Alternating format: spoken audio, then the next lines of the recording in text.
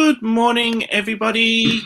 Welcome to another episode of Trackside Live with the Back on Track team. I'm your host, AllyChat. We have the amazing Claude, down there, and we also have the Steve, amazing Steve. Nope, that way. Oh no, and I think he's just dropped off. That's a great start. Steve's like that, you know. So today we are talking about,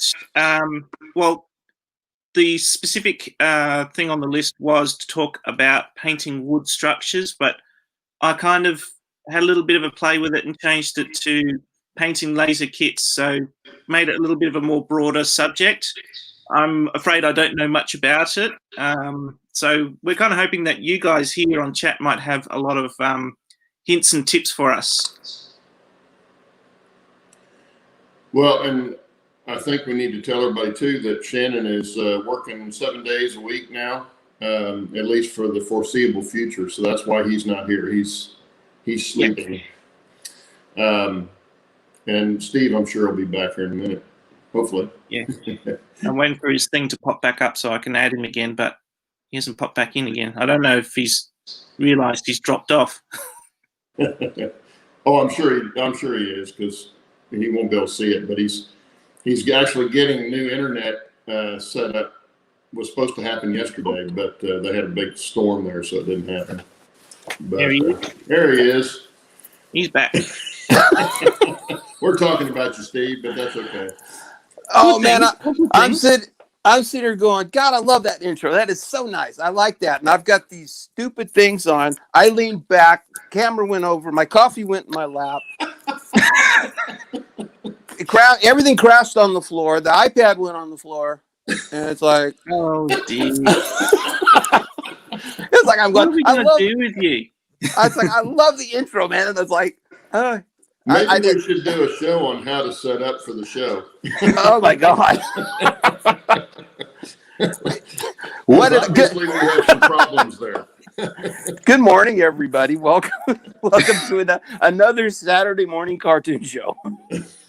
Really, another journey through the insane asylum. Oh God! Okay. I don't know how I put up with you two. Carry on. Okay. Well, now that I don't have any coffee and anything. How's everybody doing this Did you morning? spill your coffee too? I spilled everything. The coffee. Yeah, everything went over. The phone went in my lap, took out the coffee, and the iPad went crashing over here. Oh my I goodness. suppose we should probably say hi to everybody in chat here. It looks like we've got loads of people in here. We've got Spark, 107, Fred Wild, Al Mar, Steve 87, PSAP, Crazy Joe, hello, New Fenris, Bill, hello. Who else have we got? I think I've said hello to everybody in here besides us. Well, hello, everybody. Yes, hello. Good morning. Good morning, evening, good night. Morning, evening, afternoon, whatever. Claude and I are still coughing. I hope you guys have as much fun watching the show as we do making it.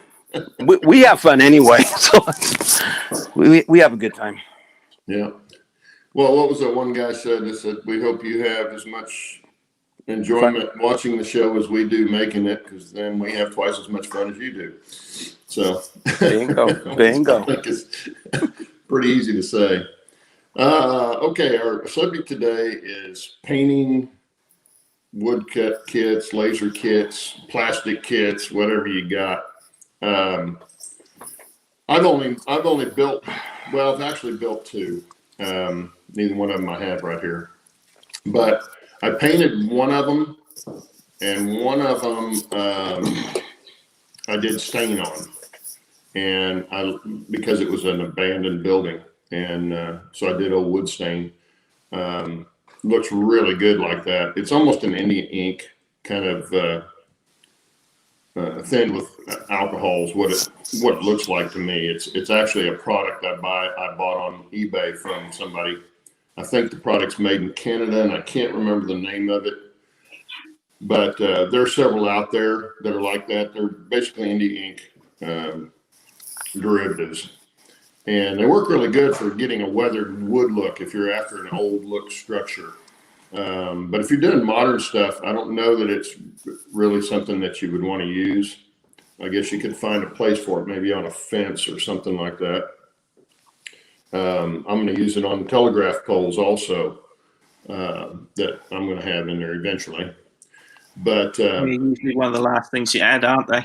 yeah, but with the nice thing about the stains is you don't have to prime them first. You know, it just stains into wood, and then you can add paint over it if you want. Actually, the second structure I built, which is just a small cabin building, I did the staining on the bottom half of the structure, and then I did paint on the top half, and came down over it a little bit with kind of a dry brush technique. And it gave me kind of a peeling paint look on the bottom half of the wood all the way around the building. And it turned out pretty well, I thought, for the first time trying that. But, you know, it's like anything else on your layout. It's not nearly as hard. If you've not done it, it's not nearly as hard as you might think that it is. A lot of it's just getting the products or getting the stuff set up, sit down and start, you know, take some scrap wood or plastic or whatever you've got and start, you know, start on it. You'll teach yourself as much as you need to know, for sure. And of course, there's lots of videos on the internet on it. You know, Luke Cowan and Vinny, and he's got a new video out right now. Yeah, so many people doing that kind of stuff. So it's easy to find some techniques if you want to, you know, look at that first before you try it. But there's nothing like doing it yourself, because even if you watch somebody do it, until you practice it a little bit, you're not going to get good at it. I mean, you could be natural at it, but for me, it took a little practice, but it wasn't, you know, horribly hard to do. So, you know, I don't know what else to tell you. I want to interject just we got a new person in chat. Tim, I don't know how to pronounce your last name, but he's from the UK. Okay.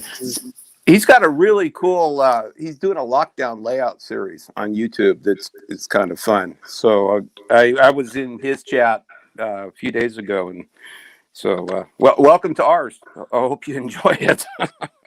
Yeah, welcome, Tim. I'll have to check out his Sorry about the coughing. His channel. But yeah, the other thing about painting, especially wood structures, plastic I don't think is as big a problem, but you definitely want to prime it first if you're going to paint wood, because it's most likely going to come off. Priming if you're using acrylic, but especially if you're using model enamel paint, it's going to want to come off, and it's not going to peel in a way that is going to look realistic for a small building. So you want to prime it first and then go from there. Mm-hmm. Priming is a very important step. Oh yeah, definitely. Especially with wood structures. Yeah, and it gives the paint something to stick to. Covers up, like on plastic, maybe any oils or release agents they have from the manufacturing process, that sort of thing. Sometimes you need to wash it too. Now, wood, you don't want to do that. You don't want to wash them first. But plastic or metal or something like that you're going to paint, yeah, you want to probably wash it first. You get the mild detergent and get any kind of residue that might be on it will help. Something that I did try, and I just did a little bit of it, so I'm going to try it some more, is on a wood structure, dampen the wood first and then do a dry brush, and it gives a little bit different effect than just doing a regular dry brush on the dry wood. So that's something you might want to try out too, to see what it looks like for you, if it's something that you might want to do.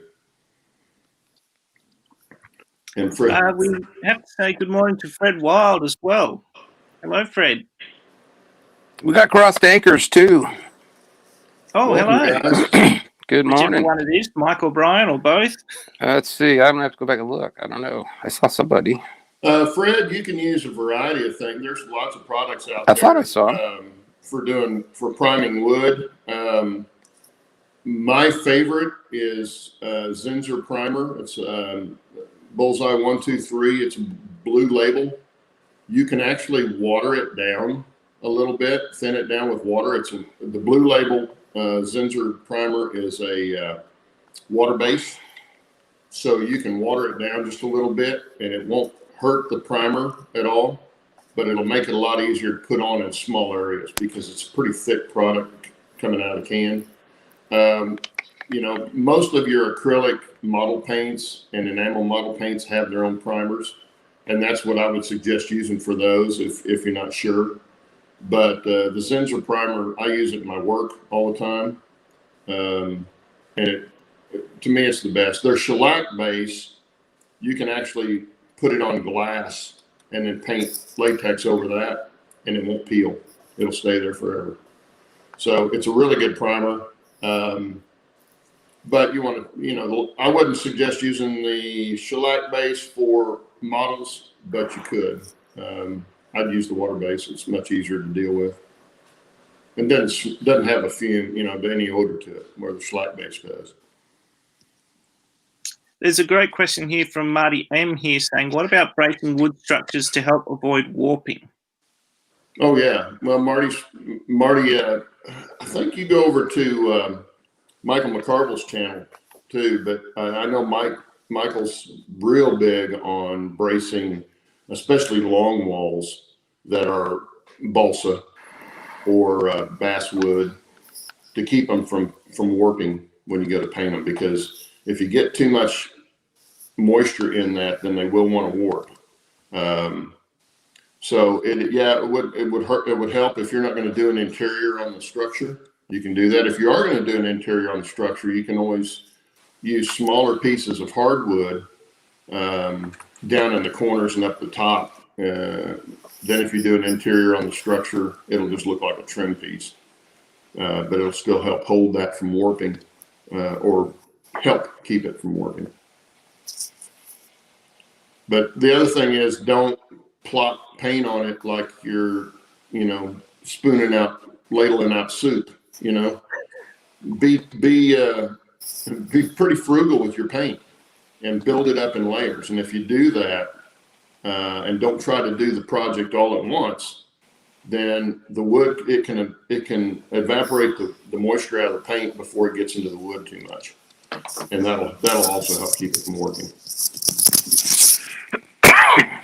But I know we tend to get into a rush and want to paint the whole thing. You know, we got it built, now we want to paint it all. You know?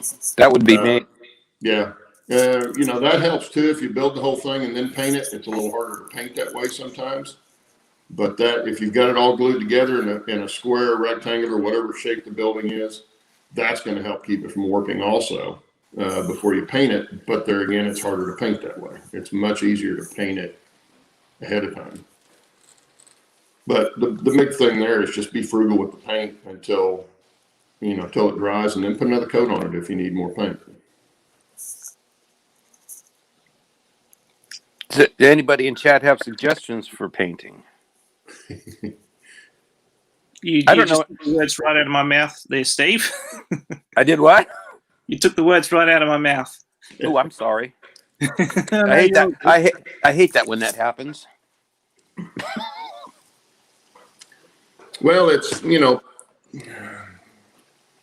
painting the structures is not that big a deal, but I don't know. I've never done it. I don't have the first clue how to do it. Yeah, well, that's the thing. You just start, and that's with most things. I mean, I didn't know how to paint the plaster on my mountain, but I just started. And the further along I went, the more I figured out how I wanted it to look, and I was able to change it a little bit here and there. And it came out fine. It came out just like I wanted. So you just got to start with it. You got to have enough confidence in your abilities to at least try it, and try it on some scrap material first. Sure. And you'll figure it out pretty quick. It's definitely not rocket science. Yes, like anything else, you just do it. Yeah, you can also use Airbrush. I find for buildings and stuff, it seems to be better to use a brush for me. I did a lot of airbrushing when I was building my airplanes, but they were much bigger than what I'm doing on the layout. So Yeah. I know Shannon uses an airbrush extensively. And that's another thing. An airbrush can seem daunting, but there again, you can buy a cheap one. The one I bought was from Harbor Freight Tools. I think I paid $10 for the kit. Came with like 3 different bottles and those. And then the only other thing I had to get was the little compressor, which I bought there for $30 or $40. And I was set up ready to airbrush. And that was your suggestion that I did. Because I went out and did the same thing. I bought it from Harbor Freight. I think it was $10. Yeah, you don't have to have a dual action brush. You know, they're more expensive and a little harder to learn how to use. Yeah. The little cheapie from Harbor Freight's a single action, and you adjust the paint flow with the needle on top of the bottle. You know, and that's also almost a disposable. You don't have to, for $10, you can do several paints and throw it away, start over again. You don't even have to clean it. Sure, yeah. But if you're using acrylics, it's easy to clean because it's water-based. Yeah, right. But there again, that's something that you want to practice with. You always want to check your flow on your brush, on the airbrush, to get the right amount of air and the right amount of paint coming through. But I find the exterior mixing airbrushes to be much easier to use than a dual action internal mixing. Plus, they're easier to clean. But if you don't have one, that's the way I would go. You can also get, instead of buying a compressor, you can always buy compressed air in a can. They have those too. Now, you won't get as much painting done with that, but it can get you along. You find out if you like it or not before you invest in the compressor. Because I don't know what else you'd use one of those little compressors for other than airbrush painting. So, pump up your tires? I'm sorry? Pump up your tires? No, no, they won't pump up your tires. No, they're very, well, at least the one I've got is very low flow. It's not, but about that big. Has an 1/8" hose outlet on it, and it's made for airbrushing. And so it only puts out about maybe 20 pounds of air, which you're not going to use that much. Of air pressure. So I didn't know, you couldn't use it for a whole lot of stuff. You could probably use it as a blow dust off of something that you might be doing, something like that, in a small area, like on a building you might be working on or something like that, but you're not going to get enough air that you're going to clean the room with it, you know, or blow the leaves out of the gutters or anything like that.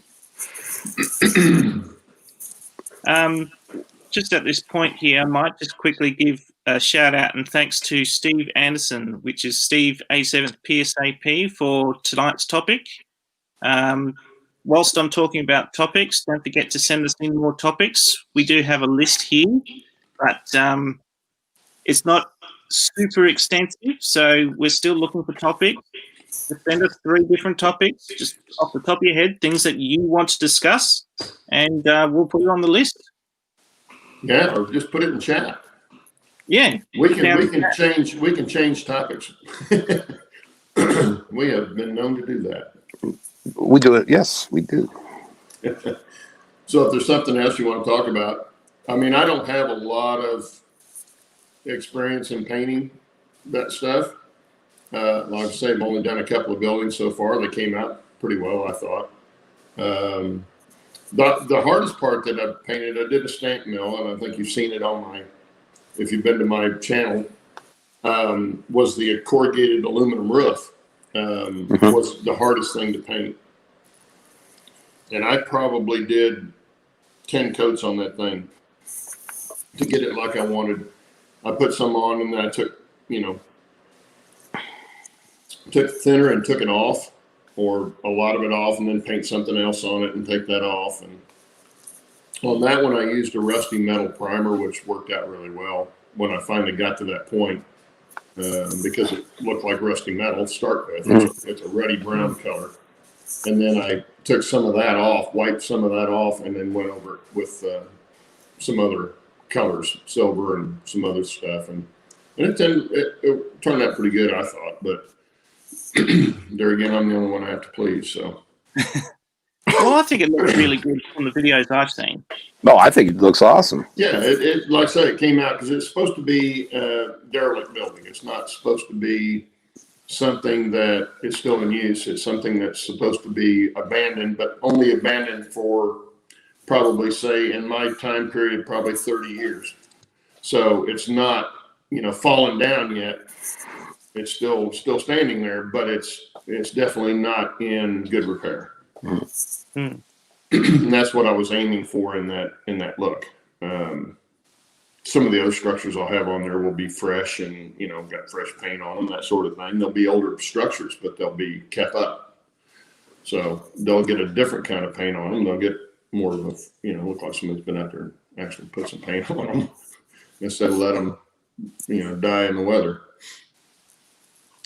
There's some great little tips when you watch other videos like Luke Towan's latest one, where he does do a station building, and he weathers it's a laser cut kit, but then he's gone and made a plastic and tin roof. He's weathered up quite nicely, and he's got some great little hints and tricks in there that he's used, including priming it. He definitely did prime it, and the different types of glues he's used worked really well for him. So definitely worth checking out his latest video. Yeah, I think Luke Towan is probably the preeminent person to go watch. Do pretty much anything with scenery in a model. He's required model area. The guy is just really talented. Explains it really well what he's doing. Shows you really well what he's doing. Much more than we could here for sure. And another one is Kathy Millett. Is that how she pronounces it? Oh, yeah. She's really good too. I was trying to think of who else. Well, Michael McCarville does a pretty good job. And he does sometimes he'll do a building stream where he's actually building the structure live on a live stream, and you can see how he does it there. And he's pretty good about explaining how he's done it. Even after he's built a project, he'll break it down and show you in about a 5-minute video how he did it, how he went through painting it, getting it ready for putting together, and then putting it together and all that kind of stuff. Did we miss Fred Wild's question? What do you use to prime? For prime? No, I got that. Well, I told him what I use. Yeah, I guess I missed that. Yeah. And now, yes, we can change topics mid-sentence. Especially when we get off track. Well, especially since we don't know anything about the subject. At least I don't. I'm no help. Well, if you don't know anything of the subject, what do you know about? I don't know. I made one wood structure, and that's this crap. That trestle. And that's the only thing I've ever built. Yeah, but isn't your harbor in that painted on wood?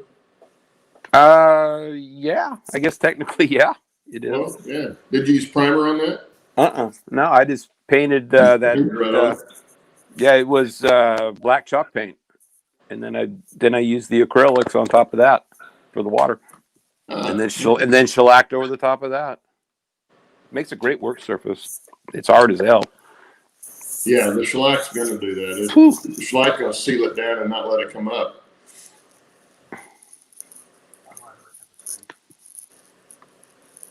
Well, I don't see anybody asking questions in chat. I don't either. Chat's awful quiet. You guys must know as much as we do.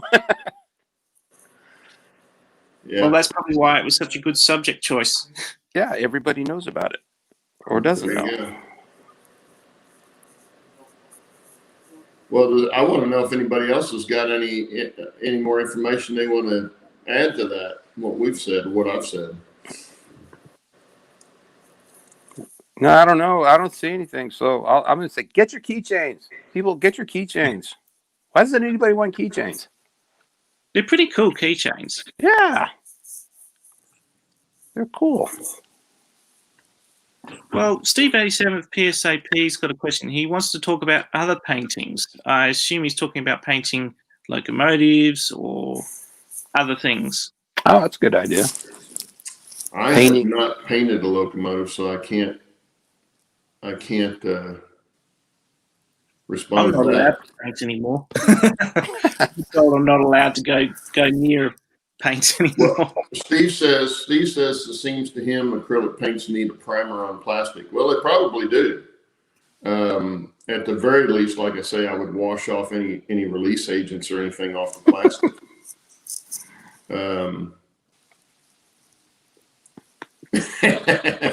Fred, we're all experts, Fred. Well, Fred, you said you painted all your ties, right, for your turnouts that you built. I painted mine. Okay, I'll tell you what I painted. How I paint my track. When I put my track down, whether it's this goes for whether it's hand laid or flex track or the turnouts or anything else, is I use what the guy at Fast Tracks uses. Is it's a brown Rust-Oleum camo paint, and it's a really good makes a good color brown on the weathered rail, and it's really quick to use. I'll just take a piece of cardboard and hold behind the roadbed where I'm painting, and then I'll take it and I'll just dust that area with that paint, and then take a paper towel and a wood block, wrap the paper towel around the wood block, and just wipe the rails off. Now I'll have to come back later after it's dried and clean it, even a little bit better, but that's pretty easy to do. And it gives a really good look to both the ties and the rail. And then once you put ballast over top of it, man, it looks really good. And it's so much easier than going in and trying to paint. I remember watching Steve Brown try to paint his rail, and I'm thinking, insert rail with a paintbrush. I'm not doing that. Well, that's what I was just going to say the same. Ask that. What do you do if you do it backwards? Like I did. Now, how do you paint your rail and your ties when you've done it? How do you go the other way? I don't know. I don't know that I would even try at that point. I think I would let it go and leave it like it is. Yeah. Maybe that's a good suggestion. Paint it before you ballast. Now, one thing I did do, I at Hobby Lobby, I found a paint pen. I don't know if you guys know what a paint pen looks like, but it's actually got paint in it, and you shake it up. It's got the little shaker ball in it, and then when you depress the tip, it's got a hard fiber tip on it. When you depress the tip, it's like using a marker.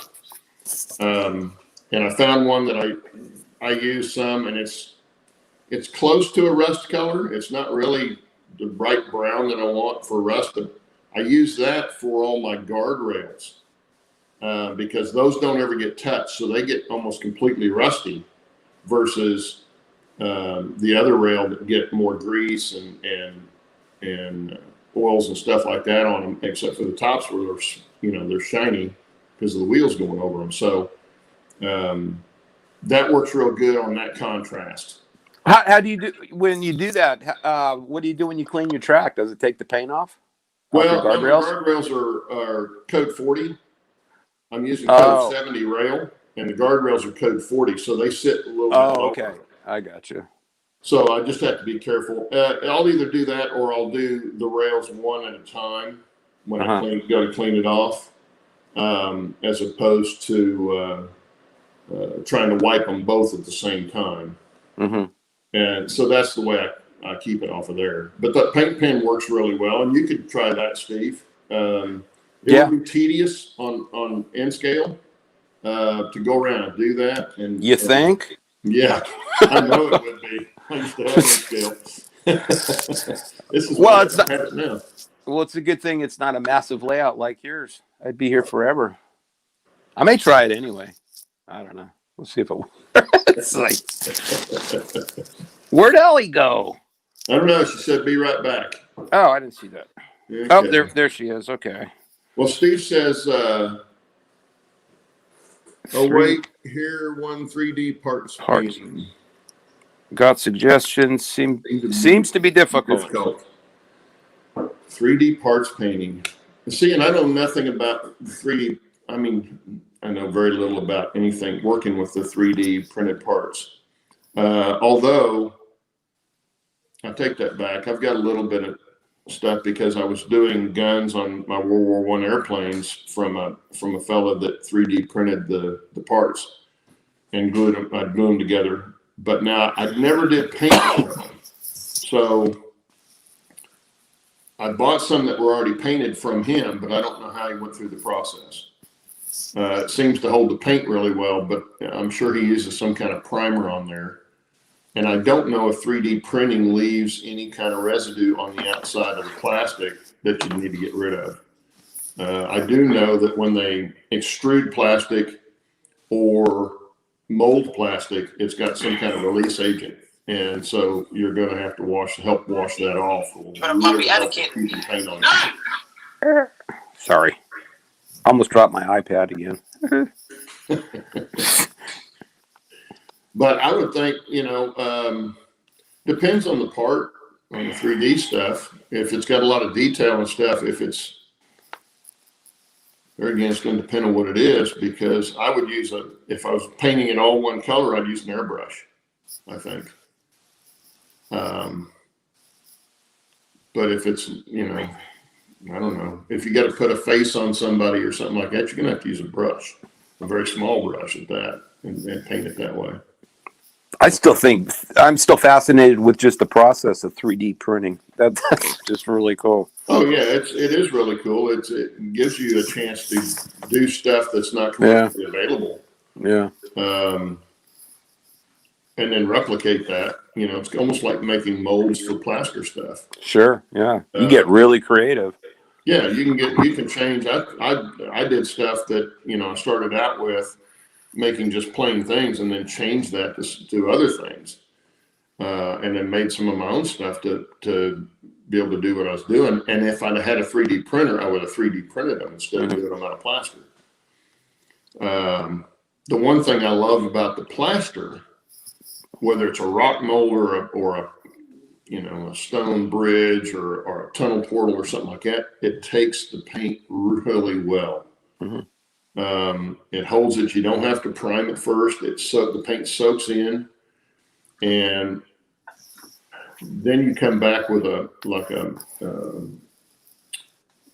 watered down black or brown, dark brown or something like that, and go over it. And it gets into all the cracks and crevices and gives you a lot of depth to the product, or to your final product. So in that regard, I like the plaster really, really well. Over doing plastic, because plastic takes a little bit more, in my opinion, takes a little bit more work to get it to look like that. Yeah. Now there's some people out there that might prefer to do that. Benny's probably one of them. Benny over at the Creative Rails does a lot of plastic kits, and he's good at doing that. I wish Shannon was here. He's probably had a lot of experience with painting that stuff. We should probably let everybody know that about Shannon. Shannon's still around. He's just working. He's working 2 jobs now.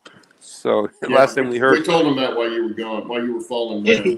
Oh, well, why don't you tell me that? Okay. Well, you were on the floor, so I was everything was on the floor. We miss Shannon though. I want Shannon back on. Speaking of stranger danger, hello Heath. Hey, there's Heath. Hey Heath, you know what? It's your fault, Heath. Yeah. It's all your fault. And hello to Alex Brockway. Alex Brockway. Yeah. Well, welcome. Hey, Alex. I believe that's a friend of Shannon's. I think so, yeah. Yeah. What have you been up to, Heath? You've been hiding. We saw him on Beans, so he's around. Well, I saw he had a live stream yesterday. I didn't get a chance to get over there and watch any of it, because I would have given him all kinds of crap. But I did see he had one. I'll have to go back and take a peek at it. Hey, Claude, well, just want to say, you're looking very dapper today, very striking. In one of our Untitled Chapter shirt. I forgot. I still got my jacket on. Don't say that. Yeah. See, we've all People got know our you're lying. stuff on. There we go. But if you want to join us and get back on track merch as well, don't forget, links in the description down below to our Teespring site. Also, don't forget to like, subscribe, and hit the bell icon. Yes. And don't forget to blame Heath. Sorry, Steve?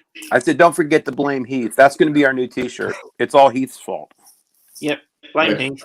Blame Yeah, Heath. I think I'm going to go out on a limb and say we need to do a contest for next week. And Okay. we can do it during it. We'll figure it out. We'll do it on the show next week. And we'll give away choice of something out of the Teesprings or something. Yeah. That might work good. Yeah. So That sounds like a good idea. yeah, because we've got some money in there we can play with. So we can do that. Hey, Roy. Yeah, it was Roy. Thank you for picking up the slack. Good morning, Roy. Another stranger danger. So yeah, let's just plan on doing that next week, and Okay. And we can give them their choice of which shirt they want, or cup, or pillow, or whatever you might want. Yeah, get a keychain too. Yeah. So we'll come up with some kind of contest for next week. So make sure you're here next week. And then Steve and I were talking about we probably ought to take off week after next for the holiday. For the holiday here in the U.S., Thanksgiving. So, I mean, Steve and I agreed on it. I think it's a good idea. I think we did it. Shannon says because he's not going to be here. Yeah. Well, we did it last year too. You know. Yeah. So yeah, the Saturday after Thanksgiving, we won't be here. Last year, can you believe we've been doing this that long? Yeah. And I thought you guys started this year. seems like 5 or 6. Crazy. Yeah. Where you at, Container Man? What part of the country in, Roy? Well, he said he got some new merchandise. Video will be out today. All right. Interesting. Sweet. All right. I'll have to check that out too. Look out for that. Well, I've got a mouse pad from Roy when he was here. Yeah, I don't have a mouse, but I got a mouse pad. Well, maybe we can get a guinea pig or something for it. Yeah, guinea pig pad. Oh, you're home! Wow, a truck driver and he's home. That's crazy. Where is home, Roy? Yeah, you told me, but I don't remember. I don't think I've ever caught that. Better late than never, Dwight Curley. Yep. Welcome, Dwight. Well, now see, Dwight's talking about 3D printing right there. Okay, Dwight, we had a question. At least I'm assuming it was a question from Steve Anderson about painting 3D parts. Is there anything special you have to do? Well, Roy's in Kansas. Well, you're not very far from me then, Roy. That's right. Hey, good morning there, Jason. He's Jason in Western the train Kansas. freak. Okay, yeah, he's still not very far from me in Western Kansas. Yeah. I've been to Kansas one time, and I know why Dorothy left. Yeah. Well, Western Oklahoma's not much better. No, I spent 6 weeks in Topeka, and that was in January. That was a fun place to be. Oh, no. No, getting back on the topic about 3D printing and painting 3D printing. That wasn't the topic. No, but that was the question. That was the change topic. Well, it's not too different to painting a 3D printed kit, is there? Nope. I've got a few 3D printed kits. And of course, I always prime, and I try to use the spray can where I can. Well, have you done painting of your 3D engines that you do? I had a bit of a disaster with one of them. I tried painting. I've already painted the bogies, and they came out beautifully. They were just with Tamiya spray cans, which I believe are acrylics, and I've primed and then black over the top because they're simple. They're just black, And I tried doing the same with the fuel tank, and I got on a bit too thick. So I had to strip it all back. Mm-hmm.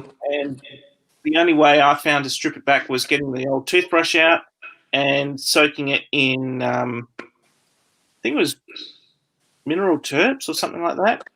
I can't remember what I used now. Mineral spirits? Mineral spirits, something like that. And Turpentine probably works too. Chuck it in the sink, let it sit for a bit, then all over with the toothbrush. Got most of it off, and you can still see some of the detail, which is good. Yeah. Is anybody like me that they tend to paint with too much paint? They get overzealous and Well, it yeah, looks. that's kind of what I was talking about with going, being very frugal with the paint as you're putting it on, especially on a wood structure. But that goes for pretty much anything. Start out light, because if you get too heavy, sometimes you fill in detail and all that kind of stuff that you don't want to do. Especially if you're using acrylic paint, because it can be kind of like latex. If you don't thin it, it'll be really thick on there and can hide some small detail. I managed to peel some of it off, actually. It did peel. Roy's got relatives in Bixby. Where's Bixby? It's just south of town. What town? Tulsa. Tulsa, Oklahoma. Tulsa, Oklahoma. Yeah, Bixby's on the way to Muskogee, or could be on the way to Muskogee if you go that direction. Actually, Broken Arrow's on the way to Muskogee from Tulsa too. So, and I'm closer. I'm actually in Tulsa, but we're in Broken Arrow School District. That's how close to Broken Arrow we are. So, y'all talk funny down there. yeah, we do. See, and I was actually born in California and lived in Texas for a while. I wouldn't admit that. What? That I was born in California? Yeah. Well, yeah, we're not going to go there. There's another. It wasn't crazy yet. So. Well, there's another thing we have in common. I was too. Yeah. But yeah, I've lived here since '71, so my wife says I'm an Okie now. Fred Wild says it's easier to add paint than to remove it. Yes, it is. Yeah. Except when you're trying to not lose detail. Yeah. If you paint on too thick, you lose detail.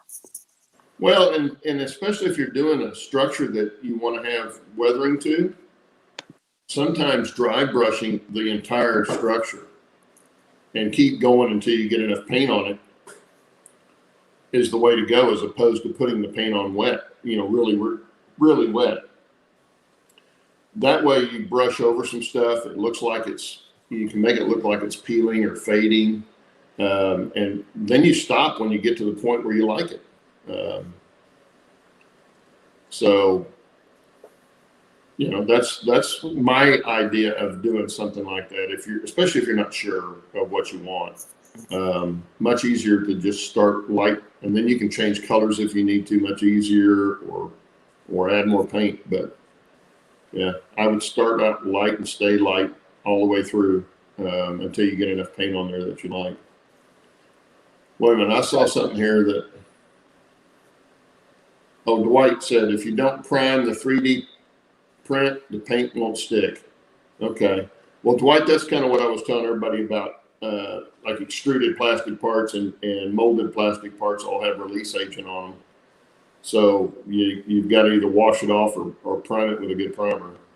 That's one of the tips they gave me as well, was wash it in hot soapy water. Yeah. I'm not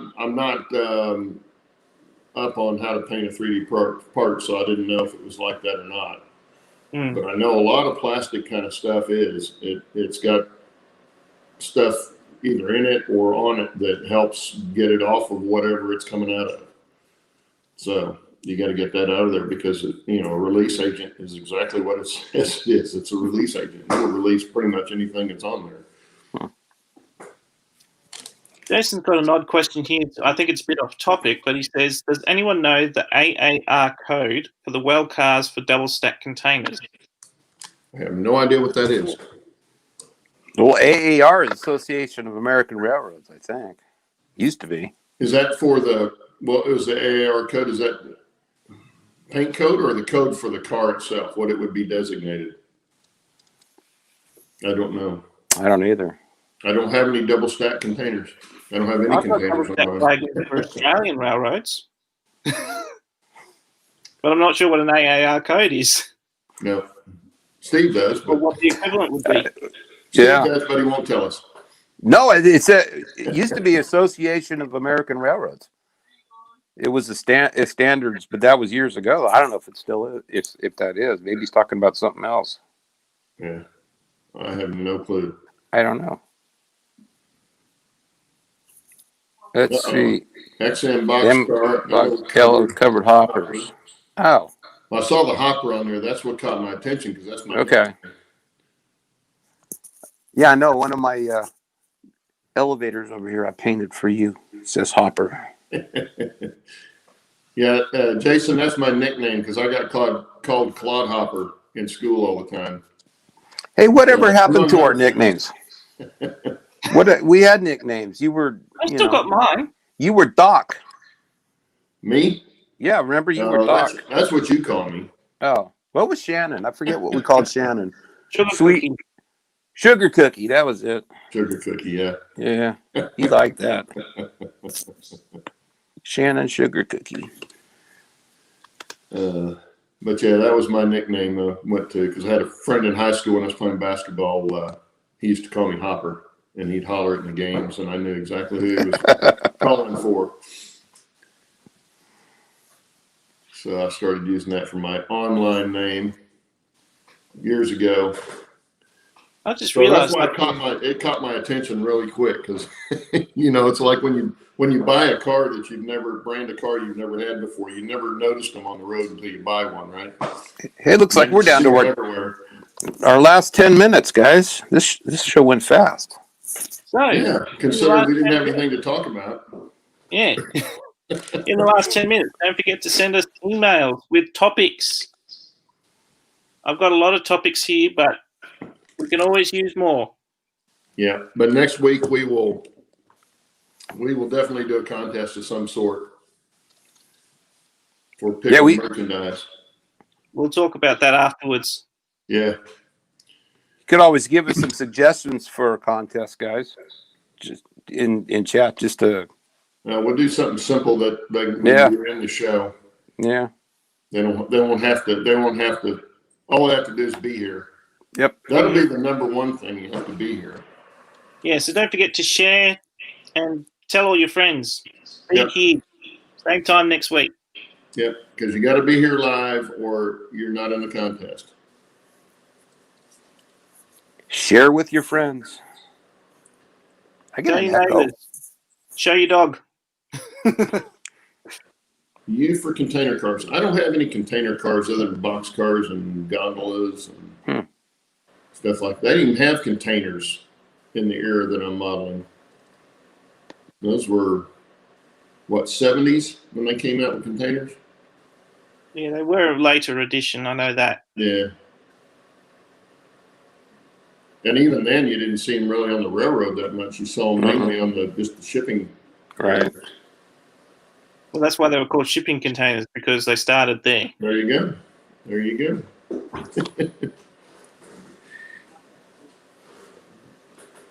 Gondola is GB. GB. Wow, interesting.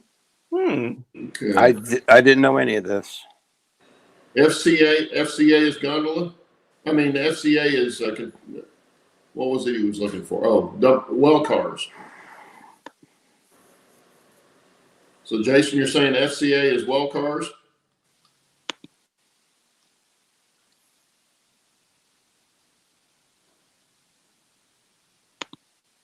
Yeah, Roy's trying to help you out there. I know that, Roy. There's, I go into a hobby shop now and you see a whole wall full of containers, shipping containers. What's a hobby shop? And it doesn't mean no good at all.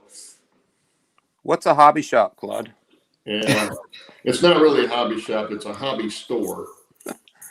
They got everything from wooden puzzles and frisbees to RC cars and airplanes and trains. They even have a train layout in the hobby shop. He bought it from. I know the guy really well that owns it. He lives in Omaha, but he comes down here every now and then.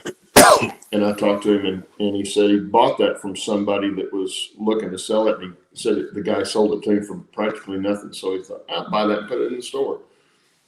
So he did. He's got a small layout there in the store. But yeah, no, nothing like the hobby shops we grew up with. That's for sure. I miss those kind of hobby shops. Jason says, look on the side of your rolling stock, you'll see a 2 or 3 letter code. I'm guessing that's what he's talking about. Interesting. Yeah, it would be a designation code, I'm assuming. So that type code. And then probably has the car number on it or something, wouldn't it? We used to have something like that in Australia when we went national. And I know like certain things like the last letter denoted what type of bogies it had, and X stood for bogey exchange, so they could be exchanged from standard gauge to narrow gauge to broad gauge or vice versa. And W generally was West Australian wagons, A was Australian or national wagons, R became National Rail or Pacific National.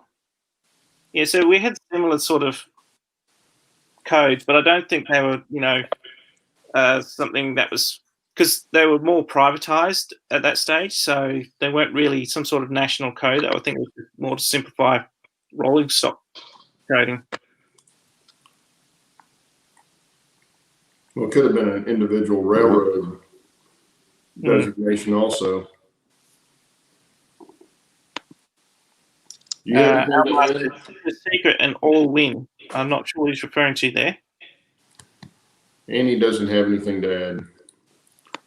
She just thinks I taste good. Gotta love our four-leggers. So cute. You don't want to say anything? No? Can you speak? She's like, no. She goes, no, you don't have a treat in your hand. I'm not speaking.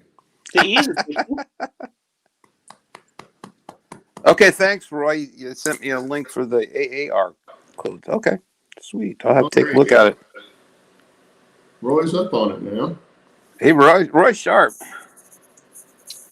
The Train Freak says, looks like I need to include this in part 3 of his Ops series.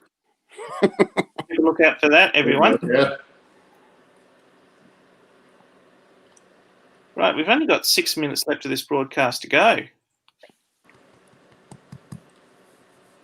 Anyone else got any final questions about painting structures or laser kits, wood kits, plastic kits? Yeah. Almar said, keep it a secret and all win. Yeah. I'm assuming he means keep the contest secret. Everybody would talk about there too. Part 2 should be released today. Okay, Jason. Yes, I know. If anybody wants to put a link to your channels here, rock and roll with it. Yeah, don't. You can put your subscriber numbers and whatnot. The bad hair dude is working 14 days a week. Roy. Well, he says 14 days a week, but there's only 7 days in a week. So Shannon does it different. He worked 14 days in a week. Yeah. Yeah. Assuming means fortnight. Yeah, he's working 2 jobs now, so he's gonna be non-existent for a little while. I haven't even been able to hook up with him to mail him all his stuff. He's got a ton of stuff here. You can sell it on eBay. Yeah, no. Well, no, then you can come to Colorado. Well, you're going to get his narrow gauge. I'm going to send that one to you. You'll have to come get it. Dang, Jason's got 344 subs. He's hosting Sidetrack Sunday tomorrow night, 8 p.m. Eastern. Be there or be square. Nighttime stuff. I can't make the nighttime ones. Yeah, I have a hard Most time of the too. time I can't make them. Yeah, because they're too early for me. I wish I could, but I can't. It's not a good time for me. Roy, you said you forgot what I said. What did I say? I forgot too. Roy, 1,450? That's great. Wow. That's impressive. Hey, let's get Roy to 1,500. He's Well, only got 50 more. I can't join him more than once. I don't know how that works. Oh, Jason, yeah, I could watch the replays. The problem is, if I spend all my time watching all the replays I can't watch at night, then I wouldn't have time to work on the layout at all. Plus, I hate watching live stuff. You know, I find myself just skipping through them, and then after a while, it's like, why am I even bothering? So I'd rather watch a live one and be in the chat like you guys are now than to watch it after the fact. But I do sometimes, but most of the time I don't. I don't even bother. Because like I said, there's just too many of them to watch. Yeah, I agree with you, Claude. It's not that we don't want to. It's just the time involved in getting all, watching all this stuff. Well, my wife just left and I hear the oven going off. That's not a good thing. No. That's worrying. Yeah, I'm going to have to go check that. If we're not on when I get back, see you guys later, but I better go check this right now. I think that would be a good thing. Let's see. Yeah, let's get Roy Hardwick to 1,500. That's a good round number. I'm subscribed. Are you subscribed? Yes, I am. How many thumbs ups do we have? I can't tell. I'm showing 10. Is that what? Hang on. I'd have to look myself because I can't see it when it's on StreamYards.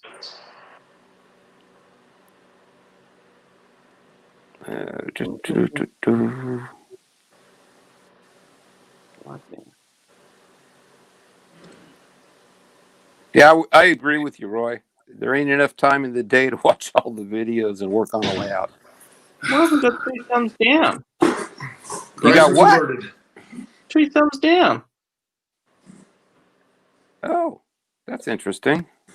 I'd like to know. Like, you're welcome to put thumbs down if you feel, but I'd like to know why. Because if it's something we've done, we can learn from it and improve. Yeah, that's not okay. Yeah, put a comment down below and tell us where we're going wrong if you feel that we needed to have a thumbs down. Well, unless they thumbs down us and left. Yeah, it was probably Heath. Yeah, it's Heath's fault. Blame Heath. Yeah, that's exactly what Jason says as well. Blame Heath.